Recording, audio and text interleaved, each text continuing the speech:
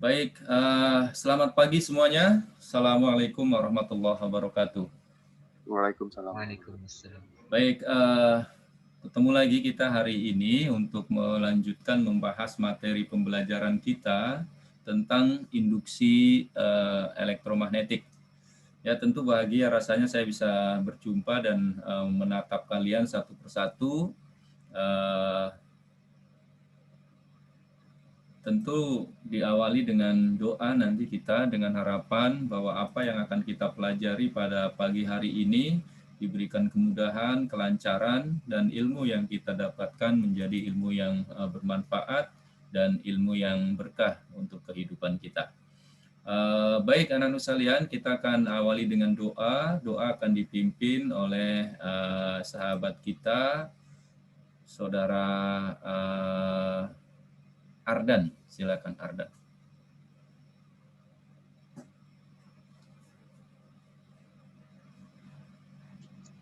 Langkah baiknya sebelum kita melakukan PJJ, kita berdoa dulu menurut kepercayaan masing-masing. Berdoa dimulai.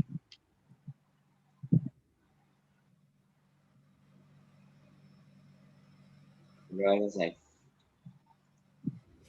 Amin ya robbal alamin. Baik, anak-anak sekalian, kita memasuki materi kita, melanjutkan apa yang sudah kita pelajari kemarin. Dan hari ini saya ingin menampilkan satu sosok yang coba kalau kita lihat mirip siapa ini, sepintas ini. Kalau dari matanya mirip Kedrick ini. Dari hidungnya mirip Nicholas. Bibirnya mirip siapa ini? Mirip Abraham kayaknya nih.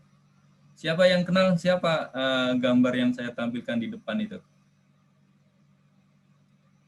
Mutia, kamu kenal nggak gambar yang di depan itu? Oh, nggak kenal ya. Alex, kamu kenal nggak Alex? Ini hidungnya mirip Alex nih. Nggak tahu, Pak. Oke ya, memang ini salah satu tokoh yang lahir di tahun 1719. Waduh, jadi 300 tahun lebih ya beliau lahir. Tetapi sampai dengan saat ini beliau ini panjang umur. Kenapa? Karena memang sampai dengan saat ini beliau dikenal ya.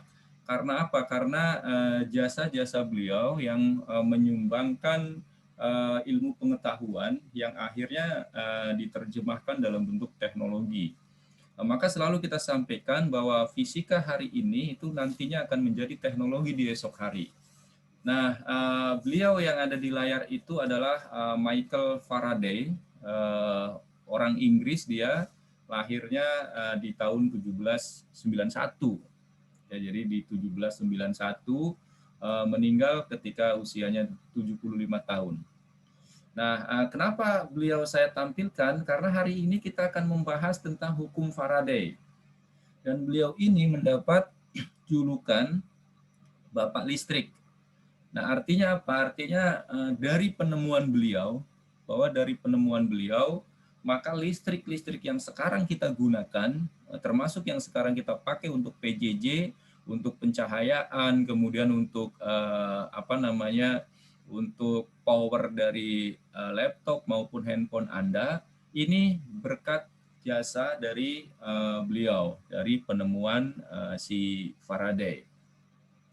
Nah, kemudian ia mempelajari juga berbagai ilmu pengetahuan ya, seperti elektromagnetik, kemudian elektrokimia, dan juga menemukan alat ya yang menjadi pembakar Bunsen. Kalau Anda di lab menggunakan alat Bunsen, di situ itu salah satu penemuan dari Michael Faraday. Nah, banyak yang beliau temukan karena di samping beliau ahli di bidang fisika, juga menguasai ilmu-ilmu yang lain seperti kimia dan seterusnya. Oke, baik ya. Kita akan coba untuk masuk ke materi pada hari ini. Kenapa kita membahas beliau? Karena hari ini yang akan kita bahas itu adalah hukum Faraday.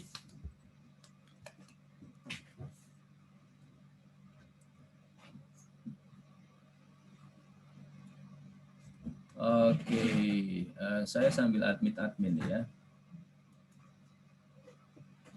Nah, baik. Anak-anak sekalian, siapa si Faraday tadi sudah kita kenalkan.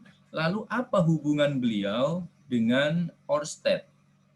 Nah, kalau kita kenal tentang Ørsted, Ørsted adalah salah satu tokoh yang menemukan bahwa di sekitar arus listrik itu terdapat medan magnet. Ya, jadi Ørsted menemukan bahwa ketika ada arus listrik, maka di sekitar arus listrik itu akan menghasilkan medan magnet.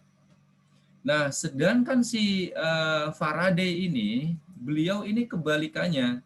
Beliau menemukan bahwa medan magnet itu mampu menghasilkan listrik.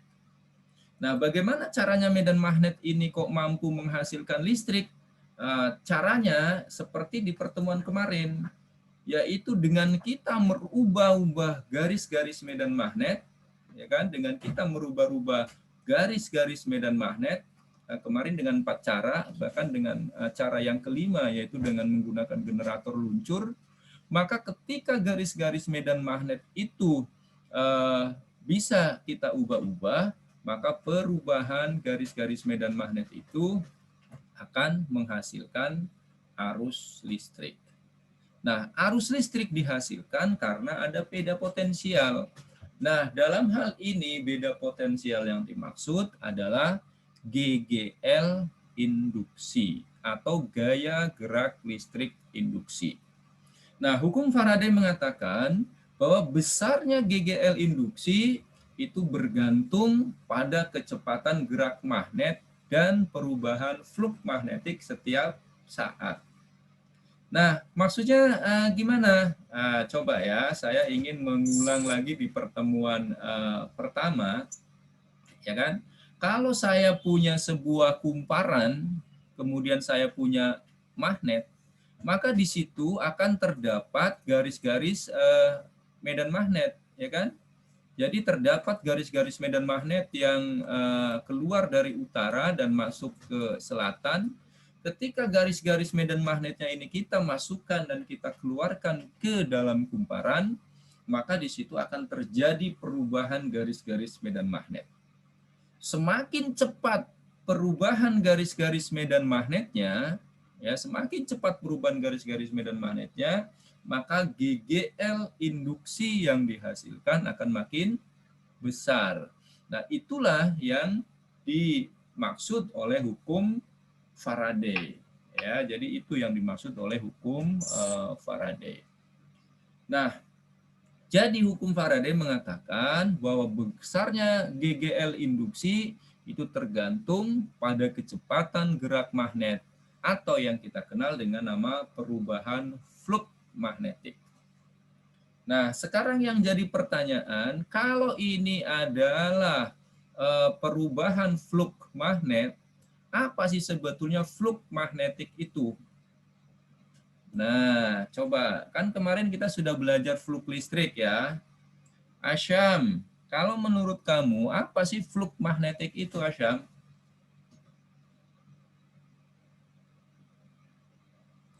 Garis-garis medan magnet yang memotong bidang secara tegak lurus. Nah, jadi ketika saya punya magnet, ya punya magnet, kemudian di sini terdapat garis-garis medan magnet yang jumlahnya tak berhingga, lalu saya gambarkan perwakilannya ini medan magnet ini kan menembus bidang. Tapi apakah dia menembus bidang secara tegak lurus? Tidak. Ya, maka kalau kita akan menghitung besarnya flux magnetik, garis-garis medannya harus yang tegak lurus. Kalau dia tidak tegak lurus, maka medan magnet itu adalah vektor. Sebuah vektor bisa kita gambarkan komponen vektornya. Maka kita cari komponen vektor yang tegak lurus dengan bidang, yaitu tidak lain adalah B cos theta. Nah, maka saudara-saudara sekalian, yang dimaksudkan dengan flux magnetik itu adalah BA cos theta. Nah, hukum Faraday mengatakan bahwa besarnya GGL induksi atau tegangan listrik induksi itu nilainya tergantung dari perubahan fluxnya. Sehingga dirumuskan secara matematik bahwa GGL induksi tidak lain adalah N delta flux per delta T. Atau dengan menggunakan diferensial, GGL adalah N d flux dt. Lalu tanda minus ini apa maksudnya? Jadi tanda minus itu maksudnya adalah bahwa GGL yang dihasilkan itu selalu melawan dari medan magnet penyebab dari GGL tersebut. Yang mana minus itu nanti akan dijelaskan oleh oleh si Lenz, ya. Nah, baik anak-anak sekalian. Sampai sini, maka mari kita lihat nih. Kalau hukum Faraday itu mengatakan bahwa GGL itu adalah banyaknya lilitan dikali dengan turunan flux terhadap waktu, maka kita lihat komponen dari flux listrik itu apa aja. Nah, saudara-saudara sekalian, komponen dari flux listrik itu adalah bahwa flux itu adalah BA cos theta. Berarti ada 3 komponen di situ. Ada komponen B, ya kan, kuat medan magnet, ada komponen A, dan ada komponen sudut, cos theta. Maka laju perubahan flux magnetik itu bisa disebabkan oleh perubahan dari salah satu komponen itu. Bisa disebabkan oleh perubahan komponen A, luas bidang, atau perubahan komponen B, ya, komponen B itu perubahan kuat medan magnetnya, atau karena perubahan sudut. Nah, sebagai contoh, saya akan ambil, kita akan menghitung berapa kuat tegangan listrik induksi atau beda potensial listrik induksi, atau kita kenal dengan nama GGL induksi, apabila disebabkan oleh perubahan luas. Nah, maka ketika dia disebabkan oleh perubahan luas bidang, berarti A-nya saja nih yang berubah, A-nya nih. Sementara B, ya, dan cos theta-nya tetap. Maka Anda akan dapat menghitung tegangan listrik induksi atau GGL induksi, B-nya tetap, cos-nya tetap, yang berubah adalah A-nya terhadap waktu. Maka nilai GGL induksinya menjadi minus NB cos theta DADT, di mana DADT itu adalah turunan luas terhadap waktu atau perubahan kecepatan kecepatan perubahan luas penampang terhadap waktu, atau bisa ditulis sebagai delta A per delta T. Nah, sehingga dari situ maka kalau disebabkan oleh luas bidang, jadi nilai tegangan listrik induksi atau GGL induksi yang dihasilkan adalah NB cos theta dikali dengan A2-A1 per T2-T1.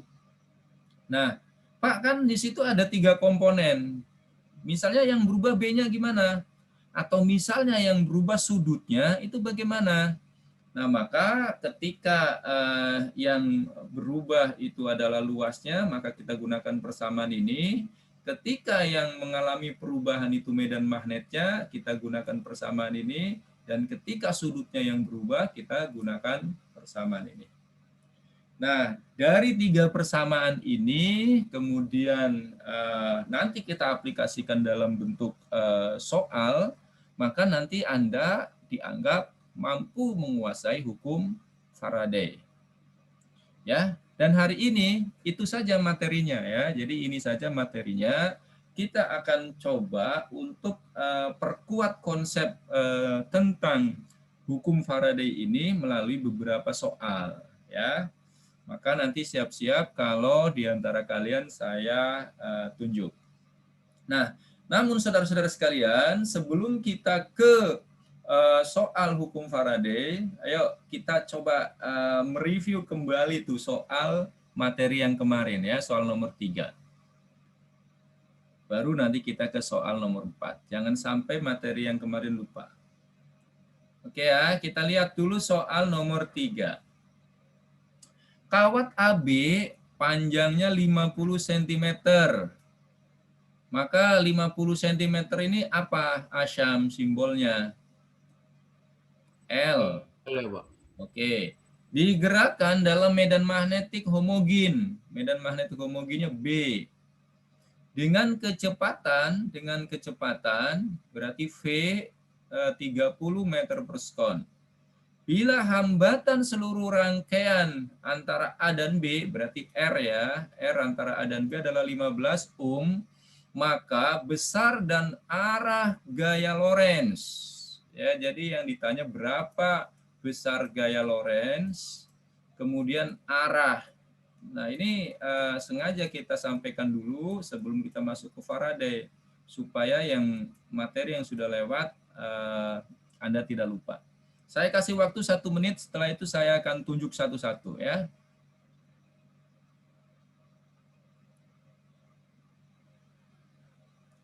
Yuk, kita coba cek ya. Jadi, jangan jadi alasan ya, materinya udah lewat, jadi lupa. Oh, enggak, karena nanti yang ditanyakan di ujian itu ya materi-materi yang udah lewat semuanya. Kawat AB panjangnya 50 cm, dia digerakkan dalam medan magnetik homogen. Ya, dengan kecepatan 30 meter per sekon.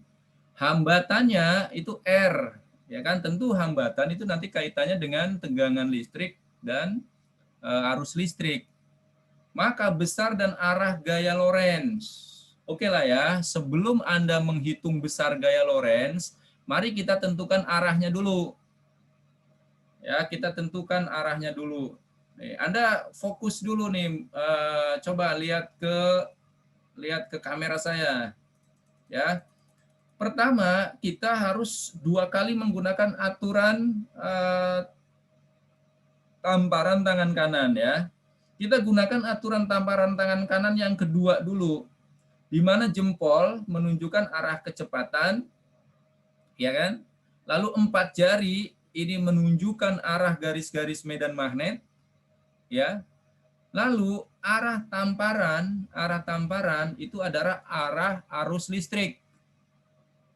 Ayo praktekin semua.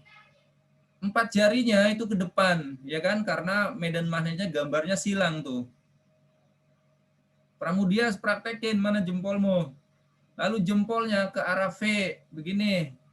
Ya kan? Berarti kan tangan kita menghadap seperti ini kan, menengadah begini. Ya nggak, Cinta? Kalau menengadah begini, coba Cinta tangan kamu begitu begini. Nah, berarti arah namparnya kemana? Ke atas atau ke bawah? Ke atas. Kalau ke bawah namanya ngepret. Kan aturannya bukan aturan kepretan, aturan tamparan ya kan? Maka betul dikatakan Cinta ke atas. Artinya saudara-saudara sekalian, arah yang ke atas itu adalah arah arus listriknya, I-nya. Nah, selesai tuh aturan tamparan tangan kanan yang kedua. Selanjutnya Anda gunakan aturan tangan kanan yang pertama, di mana 4 jari ini tetap menunjukkan arah garis-garis medan magnet, jempolnya itu menunjukkan arah arus. Ya, lalu arah tamparannya itu adalah arah gaya Lorentz, ya. Coba mainkan nih, I-nya ke atas tuh, I-nya ke atas. B-nya ke dalam sana. Maka arah tamparannya kemana? Ke kiri, ya kan? Ke kiri. Artinya gaya Lorentz-nya ini ke kiri nih. Ini arah gaya Lorentz-nya. Maka kalau ada pilihannya ke kanan itu jelas semuanya salah tuh. Jadi pilihannya adalah arah gaya Lorentz-nya ke kiri. Ya. Nah, sekarang berapa besar arah gaya Lorentz? Yang Anda ingat, Pramudias, arah gaya Lorentz itu F itu sama dengan apa kali apa kali apa.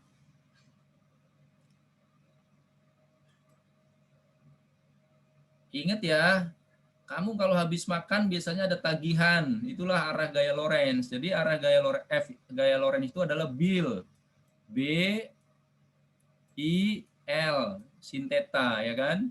Berarti di situ kita harus cari tahu I-nya dulu, arus listriknya.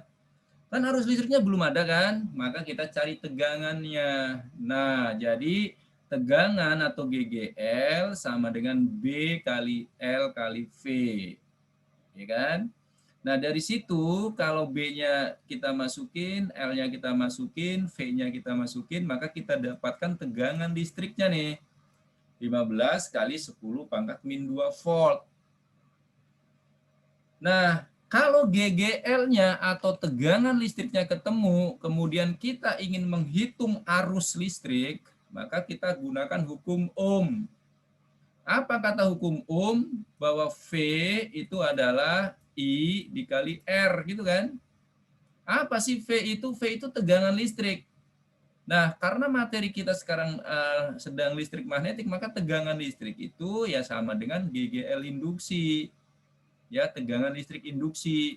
Sehingga GGL sama dengan I kali R, maka I-nya bisa kita cari dengan GGL per R. Nah, dapat deh arus listriknya tuh. 1 kali 10 pangkat minus 2. Kalau arus listriknya sudah dapat, baru cari gaya Lorentz-nya, bahwa gaya Lorentz itu adalah B kali I kali L, ya kan? BIL. Sin theta kan Pak Guru? Ya, sin theta, tapi kan tetanya itu adalah sudut antara B dengan apa tuh? B dengan I, saling tegak lurus, maka sin 90-nya 1. Maka didapatlah arah besar gaya Lorentz-nya 5 kali 10 pangkat min 5 Newton. Ya, arahnya tadi sudah kita cari duluan, yaitu ke kiri.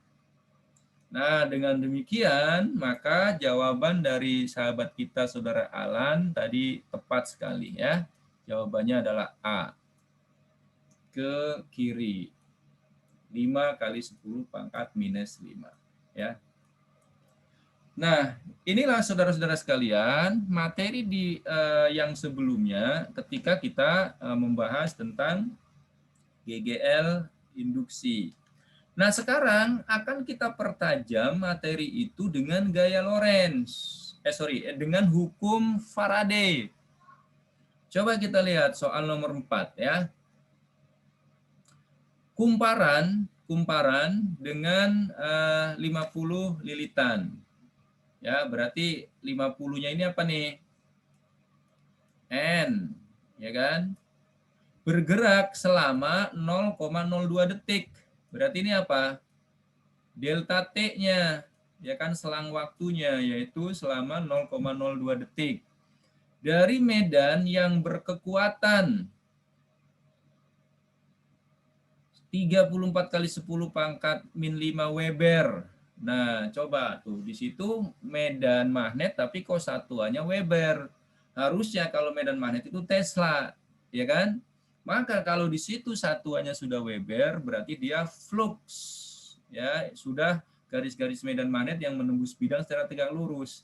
Ini flux satunya itu 34 kali 10 pangkat min 5.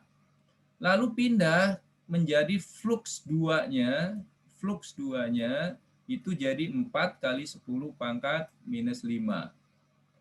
Nah, yang jadi pertanyaan adalah hitung berapa GGL induksi rata-ratanya. Coba dengan menggunakan hukum Faraday. Anda kerjakan 1 menit, setelah itu yang saya tunjuk mau tidak mau harus jawab. Ya, saya utamakan yang kameranya ngumpet ini.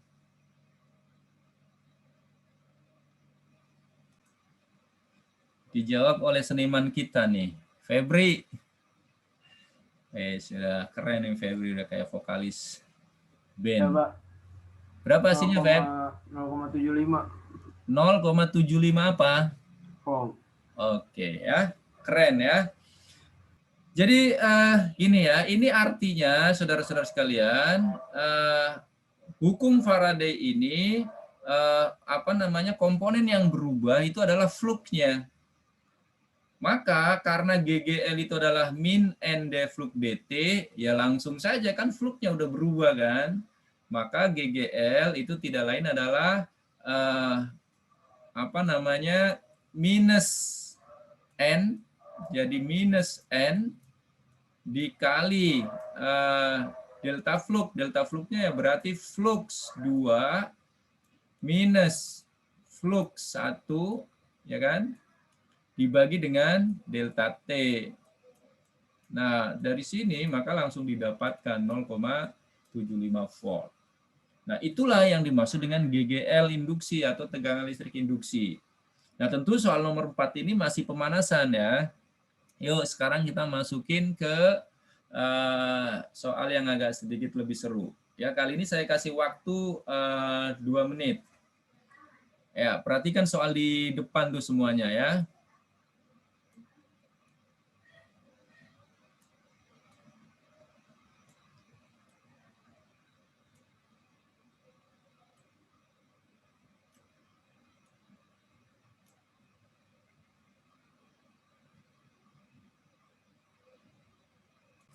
Nah, maka kita tinggal masukin tuh. B-nya itu adalah 4 kali 10 pangkat min 2. L-nya itu adalah 15 cm. Kita jadikan meter, berarti 15 kali 10 pangkat min 2. Kecepatannya adalah 0,5 meter per sekon.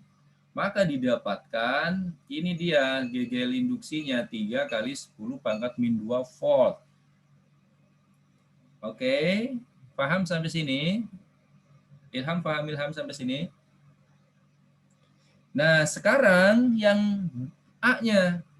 Berapa flux magnetik yang dipotong oleh kawat dalam 4 detik? Ingat flux. Apa flux itu? Ya kan? Hukum Faraday mengatakan bahwa GGL itu adalah minus N delta flux per delta T. Ya kan? Nah, yang ditanya adalah perubahan fluxnya yang dipotong dalam 4 detik. Artinya T-nya sudah ada 4 detik, maka delta fluxnya yang ditanya. Berarti delta flux adalah GGL dikali selang waktu dibagi N. Gitu ya. Nah, maka GGL-nya sudah dicari tuh di soal B.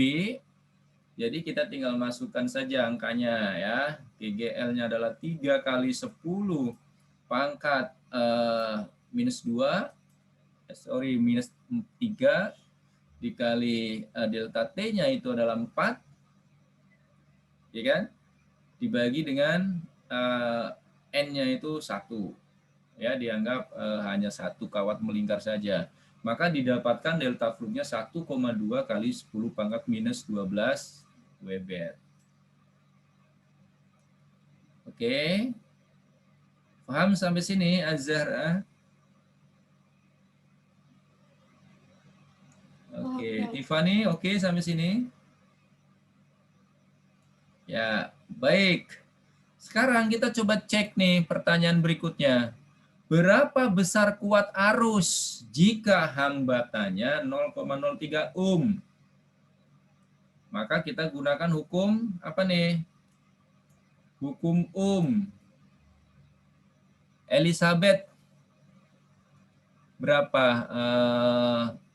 besarnya kuat arus?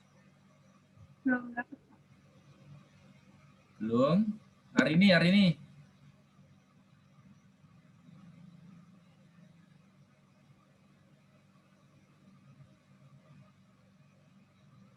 Nggak kedengeran hari ini.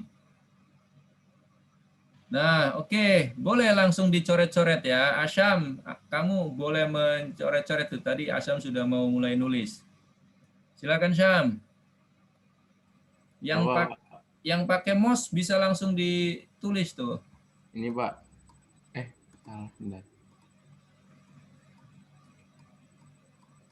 Ya. Oke. I-nya GGL per R. Ya, keren. Iya, udah Pak. Oke. Itu doang.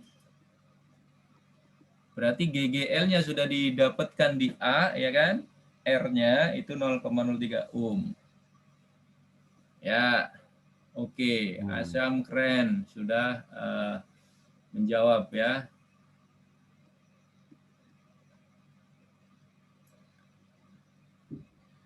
Ya, hasilnya 0,1, jangan lupa satuannya ya, satuannya dalam ampere. Oke, Asyam.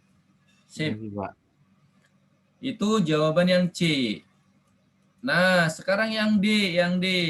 Ya, kalau Anda pakai mouse, bisa langsung coret-coret. Kenapa dihapus, Syam? Oke, tulisan Asyam saya ulangin lagi ya.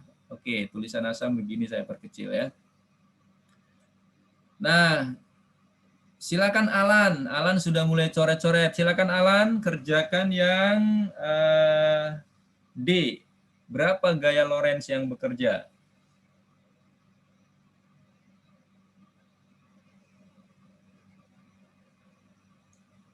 Ya, rumusnya udah keren. Oke.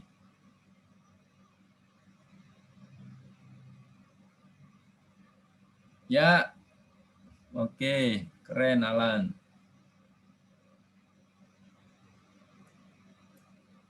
Ya, jadi ini ya, intinya di sini nih yang sudah Alan tulis bahwa F itu adalah B kali I kali L, maka didapatkan gaya Lorentz-nya 6 kali 10 pangkat min 4 Newton. Oke, terima kasih. Alan tepat ya jawabannya. Jadi 6 kali 10 pangkat min 4 Newton. Ayo lanjutnya siapa yang duluan nulis? Ayo cari nilai. Ya, jadi Alan sudah menjawab dengan tepat 6 kali 10 pangkat min 4 Newton. Siapa mau yang E? Ya, silakan Sabata. Sorry nih tempatnya sempit nih. Nggak apa-apa ditimpa aja Sabata.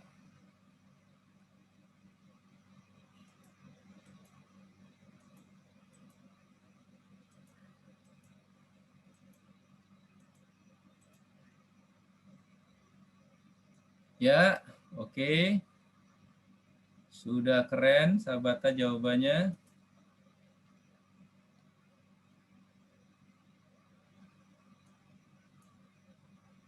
Ya, jadi ini nih intinya ya.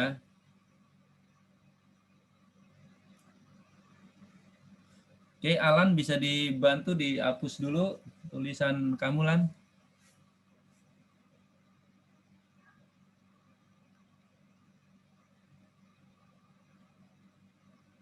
Ya, Sabata boleh sambil ngomong ya, kayak saya kalau nulis kayak gitu.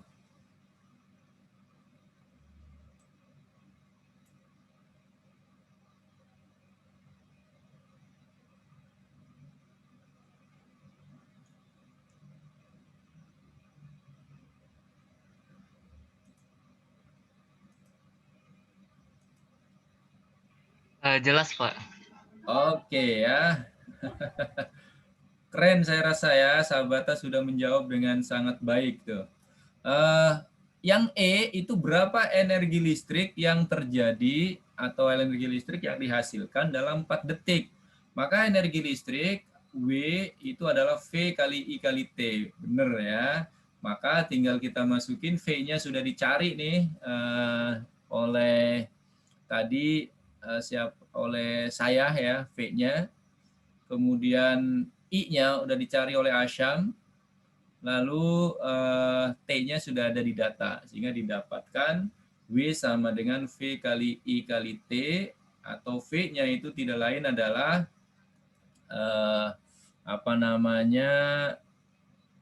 epsilon atau GGL induksi. Ya, silakan Alex. Oke ya, keren. Sabata. Yang F sekarang, berapa usaha yang dipakai untuk mengatasi gaya Lorentz? Yuk, mana nih perempuan belum ada yang maju? Ayo, silakan. Apa Langsung. namanya, Pak? Ya. Itu V-nya pakai yang GGL, Pak. Nah, betul ya. Jadi V ini kan tegangan listrik ya kan? Nah, tegangan listrik itu dalam arus bolak-balik itu tidak lain adalah GGL induksi. Nah, GGL induksi itu ya tegangan listrik induksi. hanya disimbolkan sebagai GGL atau gaya gerak listrik atau tegangan listrik induksi. Ya, jadi GGL sama dengan V itu dua besaran yang sama. Bedanya kalau V ini biasanya kita gunakan untuk arus searah. Nah, ini kalau arus bolak-balik, maka V-nya itu tegangannya adalah GGL induksi atau epsilon. Gitu ya. Oke, Pak. Makasih, Pak. Ya, sama-sama. Oke, yuk yang F. Kaila, Unike. Sudah dapat yang F? Belum, Pak, belum. Ayo, siapa berani coret-coret? Vita, sudah? Diva, udah dapat? Ayo, mana nih perempuan nih?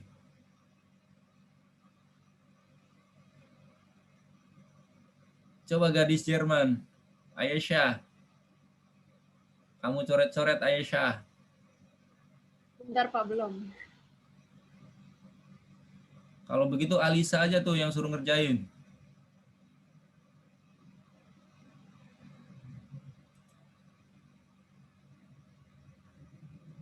Nafisa Bulan. Bisa coret-coret? Evelyn.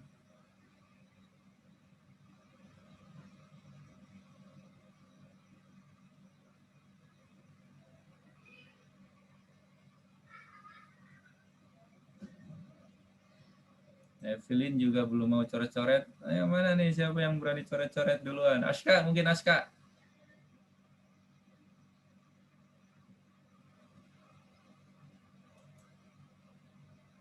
Nah, kayaknya Mutia nih. Mutia udah siap nih. Mut.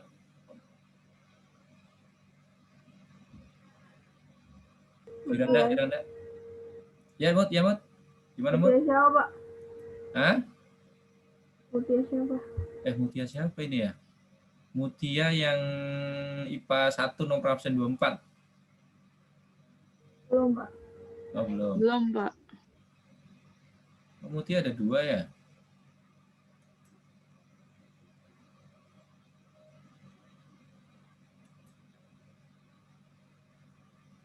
Casey kayaknya udah dapat nih Casey ini. Cin. Belum, Cin. Belum, Pak. Nah, coba nih gadis Bali nih, gadis Bali. Intan. Udah dapat kan? Belum saya, Pak. Oke, boleh deh siapa yang sudah dapat, cewek atau cowok yang sudah maju juga boleh. Oke, Sabata silakan udah mulai mengeluarkan pulpennya. Silakan Sabata. Enggak, Pak, saya itu nanya maksud mengatasi itu apa di situ. Oke. Apa bedanya mengatasi dengan membawahi?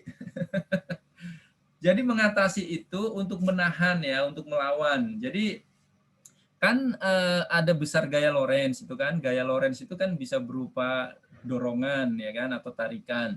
Maka kalau gaya Lorentz itu berupa tarikan, maka untuk mengatasinya ya berupa dorongan, menjaga supaya dia seimbang. Ya. Jadi itu maksudnya Sabata. Nah, baik saudara-saudara sekalian, ini Anda supaya waktu istirahatnya agak lama, coba kita lihat. Anda masih ingat nggak sih yang namanya usaha W itu apa kali apa? Usaha Kali S. itu F dikali dengan S, betul sekali ya. Maka kunci dari misteri soal ini di sini bahwa W itu adalah F kali S. Tapi sebetulnya ada misteri lain yang kalau Anda mempelajari materi dengan baik di kelas 11, Anda mempelajari teorema usaha energi, ya kan? Bahwa yang namanya usaha itu bisa merupakan perubahan energi kinetik, ya kan? Atau usaha juga bisa sama dengan perubahan energi potensial. Yang jelas bahwa usaha itu setara dengan energi. Maka kalau energinya sudah dicari tadi oleh saudara Sabata, yaitu 1,2 kali 10 pangkat min 3 Joule, maka energinya udah dapat kan, maka ya usahanya kan sama dengan energi. Nah, tapi kayaknya nggak acih nih kalau kita nggak nyoret-nyoret ya. Maka mari kita kembalikan ke rumus awal nih, bahwa yang namanya usaha itu adalah F dikali dengan S, ya kan? W sama dengan F kali S. Nah, lalu besaran apa nih yang bisa kita rubah? Ini S, jarak itu kan tidak lain adalah kecepatan dikali dengan waktu, ya kan? F yang dimaksud itu adalah gaya, yaitu gaya Lorentz yang tadi sudah dicari oleh Alan Wijaya, ya kan, yaitu 6 kali 10 pangkat min 4. Lalu V, ini kan kecepatan kan, kecepatannya sudah ada di soal tuh, 5 kali 10 pangkat min 1 meter per sekon. Lalu waktunya juga sudah ada di soal. Jadi didapat bahwa besar usaha yang dipakai untuk menahan energi listriknya adalah 1,2 atau menahan gaya Lorentz 1,2 kali 10 pangkat min 3. Nah, jawaban ini Asyam dan teman-teman sekaligus membuktikan tentang teorema bahwa yang namanya usaha itu sama dengan energi. Gitu ya. Paham tidak sampai sini?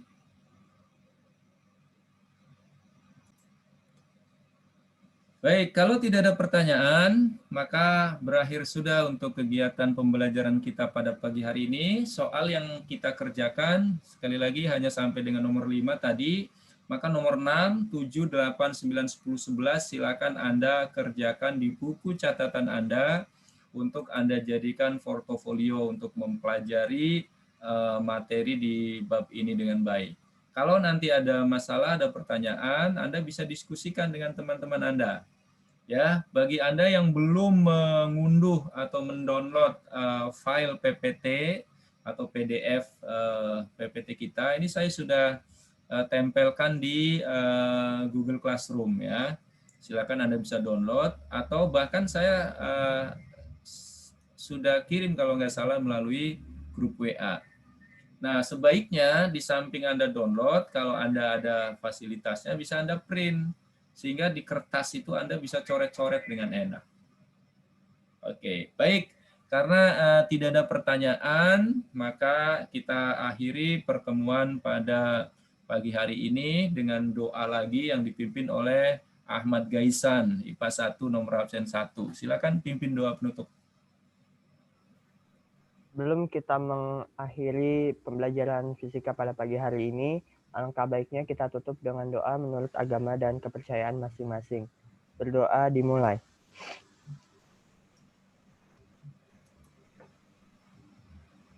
Doa selesai. Baik, terima kasih. Mohon maaf atas segala kekurangannya. Selamat pagi semuanya. Assalamualaikum warahmatullahi wabarakatuh. Waalaikumsalam. Terima kasih, Pak.